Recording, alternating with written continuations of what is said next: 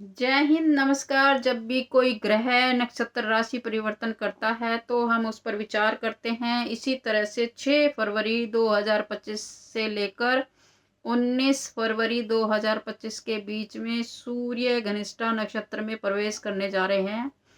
इसका मिला जुला स्वरूप किस तरह से हमारे सामने आएगा, उस पर विचार करते हैं। देश दुनिया पर इसका क्या असर होगा।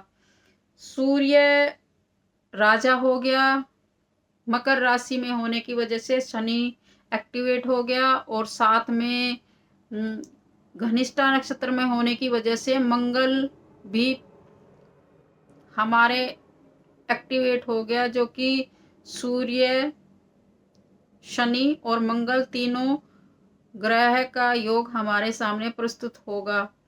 तो देश दुनिया में जो टॉप लीडर है उनके लिए कहीं ना कहीं कोई ठोस निर्णय लेने का समय है, और वो कुछ न कुछ ठोस निर्णय लेंगे जिससे प्रजा के लिए उनका हमारे सामने दिखाई देगा। पॉलिटिक्स में जो लीडर हैं उनका भी दल बदलने का समय नज़र आ रहा है। कहीं ना कहीं वो मानसिक पीड़ा से चिंतित नज़र आ रहे हैं, जिसकी वजह से वो कहीं ना कहीं दबाव में या किसी पार्टियों के बीच में विरोधाभास उत्पन्न नज़र आएगा। और साथ में मंगल होने की वजह से एक्सीडेंट और भूकंप की भी इस समय पर दिखाई दे रही है, जिससे कि सभी लोग सावधानी बरते, और जिससे कि दुर्घटना ना हो और अपने आप को बचा सके। कहीं ना कहीं गृहिणियों को किचन में अग्नि से लेकर या इस तरह से हाथ जल जाना, इस तरह की ज़्यादा एक्टिविटी नज़र आएगी, इसलिए सावधानी से काम करें। तो भूकंप की इस समय पर तीव्रता बढ़ेगी कहीं ना कहीं, जिसकी गतिविधियों से नज़र आएगी, और ज़मीन में कहीं ना कहीं दरार होने की भूकंप की वजह से दरार उत्पन्न हो सकती है, जिसकी भूकंप में कम से कम 6.5 का एक्टिवेट नज़र आ रहा है। और जिस वजह से कहीं ना कहीं इसकी डायरेक्शन है वो नॉर्थ ईस्ट और साउथ वेस्ट नज़र आ रही है, वहाँ उस तरफ भूकंप आने की संभावना है।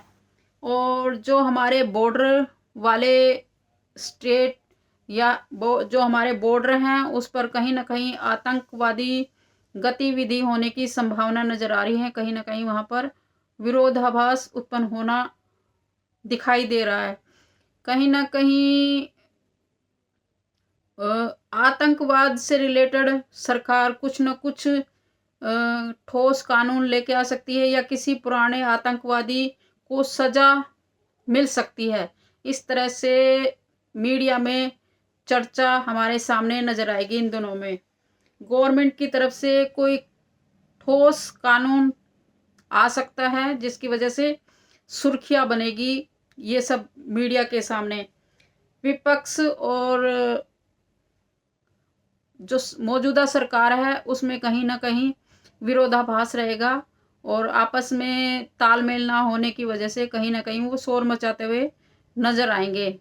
अध्यात्म के लिए बहुत ही महत्वपूर्ण समय है। इस समय पर अपने आत्मा को शुद्धि करने के लिए ध्यान कर सकते हैं, और कहीं ना कहीं अपने परिवार को सुख शांति में और अपने खुद की अचीवमेंट के लिए ध्यान कर सकते हैं। कहीं ना कहीं वो हमारे लिए सौभाग्य का कारक लेकर आएगा।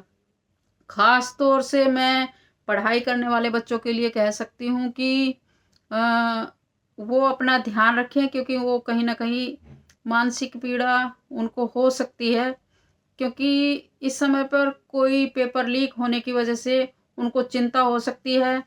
तो मैं सभी जिनके बच्चे पढ़ाई कर रहे हैं उन माता पिताओं से गुजारिश करना चाहूँगी कि वो अपने बच्चों का ख्याल रखें, कहीं ना कहीं किसी वो मानसिक पीड़ा या चिंता में ना हो, इसलिए उनका खास तौर से ध्यान रखने की ज़रूरत है इस समय पर। तो मैं आशा करती हूँ कि मेरी बात आप लोगों को अच्छी लगी होगी। अच्छी लगी हो तो शेयर ज़रूर करें, लाइक ज़रूर करें। जय हिंद, जय भारत।